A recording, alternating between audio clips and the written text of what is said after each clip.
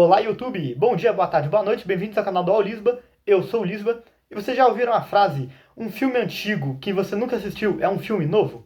Eu adoro assistir filmes que eu já ouvi falar, muitas vezes filmes famosos, e que eu nunca tinha pego pra assisti-los antes. Por exemplo, eu comentei sobre o filme A Vida é Bela recentemente, que é um filme de 1997, mas que pra mim era um filme novo, porque eu nunca assisti ele antes. E hoje eu vou falar do filme 12 Homens e uma Sentença, que é um filme antigo que eu assisti esse ano, e ele tem sido um dos meus filmes preferidos dentre todos os que eu assisti esse ano. E ele inclusive tem duas versões, uma de 1957 e uma de 1997. Eu já assisti as duas, e hoje estou aqui pra comentar sobre o filme em geral e sobre as duas versões, as diferenças delas e o que eu prefiro. Então, já deixa um like para me ajudar, se inscreve no canal e assiste o vídeo do início até o fim, porque esses são os métodos que o YouTube usa para divulgar o meu canal. E vamos lá, 12 Homens e uma Sentença. O nome original, a tradução mais correta seria 12 Homens com Raiva, né? 12 Homens Raivosos. E basicamente, ele é um grande caso criminal em que você não vê o crime em nenhum momento. O filme, ele começa no final de um julgamento, em que a juíza, ela explica para os jurados, que é um grupo de pessoas não correlacionadas com a pessoa ou com o caso, e vão tomar a decisão se a pessoa é inocente ou culpada. A juíza desse caso, que já está no final do processo, fala para eles tomarem uma decisão a respeito se a pessoa que acabou de ser julgada é inocente ou culpada. Fala que a decisão tem que ser unânime, então os 12 têm que concordar. Caso eles votem culpado, o réu irá sofrer pena de morte. E então o filme inteiro são esses 12 jurados se reunindo numa sala, começando uma votação para decidir se eles querem julgar ele como culpado ou inocente. E após 11 homens julgarem culpado e um inocente, o filme verdadeiramente começa com uma discussão, onde eles começam a explicar o porquê que eles acham que uma pessoa é culpada ou não, usar os seus argumentos com base no que eles viram no tribunal, visto que todos eles têm acesso às mesmas informações, e chegar a um senso lógico para decidir o que eles vão fazer, visto que todos os 12 têm que concordar. E esse filme é maravilhoso. Ele é literalmente isso. À medida que o filme vai avançando, você vai pegando as pistas que eles vão comentando. Então, por exemplo, um dos jurados vira e fala: eu acho que ele é culpado. Teve uma testemunha que ouviu ele gritar que iria matar ele e depois descer as escadas correndo. E por aí vai. Todo o caso vai sendo construído através das informações que são apresentadas por eles, inclusive como eles enxergaram essa informação. E você vai conhecendo o caso à medida que o filme avança. E não só o caso, como você também vai conhecer as pessoas que estão lá para julgarem o caso. Esse filme ele tem poucos cenários. É um filme, basicamente, todo o filme ele se passa em dois locais: a sala de reunião, que eles estão presos até terminarem de tomar uma decisão, e o banheiro que está logo ao lado. Tirando isso, eles não vão a nenhum outro local em todo o enredo. E uma coisa que eu comentei sobre esse filme é que hoje em dia a gente vive uma época muito saudosista, em que é muito normal você encontrar, não só na área de filmes, mas em qualquer outra área, desde jogos, livros, músicas e por aí vai, pessoas comentando sobre como as coisas na época eram melhores e etc. Não estou dizendo que estão errados ou certos, eu acho que a situação é bem mais complexa que isso, mas assistir esse filme me fez pensar em um dos argumentos do qual eu concordo, que era: a falta de tecnologia inspirava criatividade nas outras áreas. Porque esse filme, as duas versões dele, tendo sido feitas antes dos anos 2000, não possui algumas coisas que nos filmes de hoje em dia é possível. Por exemplo, para chamar a atenção de um público, mesmo que você não tenha um roteiro tão bom para o seu filme, através de efeitos especiais, que hoje em dia são de muito fácil acesso, é possível você mascarar seu filme fazendo com que ele pareça melhor do que ele é. Porque, é claro, a tecnologia tem dois lados, um positivo e um negativo. O lado positivo é que, para aqueles que faziam filmes bons, agora eles têm mais ferramentas para fazer filmes melhores. Então, teoricamente falando, o ápice nosso vai ser mais alto do que o ápice antigo. Entretanto, isso também significa que a tecnologia permite acesso a pessoas que não têm essa habilidade e faz com que diretores e produtores de filmes ruins, que antes não iriam conseguir fazer um filme ou não conseguiriam ter sucesso com seu filme, agora conseguem um sucesso porque eles têm acesso a ferramentas que permitem eles mascarar a falta de qualidade deles. E isso se aplica a todas as áreas que eu falei mais cedo. Por isso que tem muita dessa discussão. E o fato de que 12 Homens e uma Sentença não tinham acesso a essa tecnologia, na verdade, considerando que o primeiro filme é de 1957 e os dois têm a mesma trajetória, implica que a falta de acesso e até mesmo técnicas e conhecimentos obrigou com que eles acertassem muito em alguma coisa para que eles tivessem um destaque. E aí é que eles acertaram no roteiro e na conversa. Uma coisa que eu gosto bastante nas duas versões do filme é como a situação se desenrola. Nós temos apenas 12 personagens para acompanhar, e no pequeno espaço de tempo em que nem eles mesmos se conhecem, eles acabam apresentando muito sobre si próprios. O porquê que alguns julgam culpado, o porquê que alguns julgam inocente, o porquê que alguns estão mais suscetíveis a mudar de opinião ou não e para qual opinião eles mudam. Todas essas características são apresentadas de uma forma muito interessante, visto que tudo que eles podem fazer é conversar. Eles não têm outra opção. Então, desde o ponto de vista dos debates, até as roupas que eles usam, os equipamentos que eles têm e a forma com que muitas vezes eles falam a mesma coisa, mas eles falam de forma diferente, faz com que esses 12 personagens eles pareçam muito vivos. Eles de fato parecem que têm uma história a ser contada, que vai além do filme, além do que é mostrado, além daquele júri, que justifica o porquê que alguns fazem algumas coisas e outros não, o que eles defendem e o que eles acreditam que é certo ou errado. Onde inclusive é mostrado com que alguns dos personagens que estão lá dentro têm até um lado mais pessoal do porquê que eles tomam um certo veredito para aquela pessoa, do que necessariamente lógico. Não que eles não tenham alguma lógica a ser apresentada, mas não é isso que mantém eles firmes naquilo. E isso vai gerar diversas situações, da forma com que eles tratam um ao outro. Por exemplo, quando o jurado que vota inocente, ele decide que vai deixar todos os outros votarem, e se todos votarem culpado, ele vai aceitar o resultado e não vai tentar mais segurar eles lá naquele lugar. E aí, um dos outros jurados resolve votar inocente por ter visto aquele cara apresentar argumentos e tentar e ter a coragem de ir contra a maré e enfrentar 11 outros caras que ele não conhece, para fazer com que aquele júri tenha uma discussão justa, para que a morte de outra pessoa não caia sobre ele porque ele escolheu negligenciar aquele momento. Já é uma grande mostra de personalidade, assim como a reação dos outros, como alguns estão muito mais calmos quanto isso e outros bem mais estressados. A forma com que eles tratam um ao outro, por exemplo, um jurado mais velho, alguns personagens são mais agressivos e outros defendem ele porque ele acha que depois de uma certa idade não deveria ser tratado dessa forma, e por aí vai. Todos eles transmitem muita personalidade, e aí quando eles vão apresentar as provas, parece muito mais pessoal, porque todos acabam de fato ficando muito mais envolvidos com o caso. Não é só um caso de outra pessoa que você não conhece. Agora, todos eles estão colocando um pedaço de si mesmo, do que eles acreditam e do que eles pensam, para chegar ao resultado final. Então a caracterização deles acaba sendo muito boa e torna ainda melhor de se assistir, fazendo com que não pareça só uma discussão lógica entregue por dois robôs que não têm personalidade. Além de grandes reviravoltas em raciocínio lógico, onde você vai vendo eles explicando coisas que, embora você não tenha as informações sobre o caso, algumas como a questão do barulho feito por um trem, ou como funciona uma determinada faca, ou a velocidade média que alguém consegue se mover, tudo isso faz com que você também possa participar, mesmo você não estando lá. E quando isso é trago à tona, vai esclarecendo muitas das dúvidas que eles iam tendo, sendo que muitas vezes não é necessariamente que os advogados, os promotores e as testemunhas estavam de má fé, mas mostra como uma informação apresentada de forma equivocada pode trazer conclusões precipitadas, fazendo com que essa conversa deles tenha muitas camadas.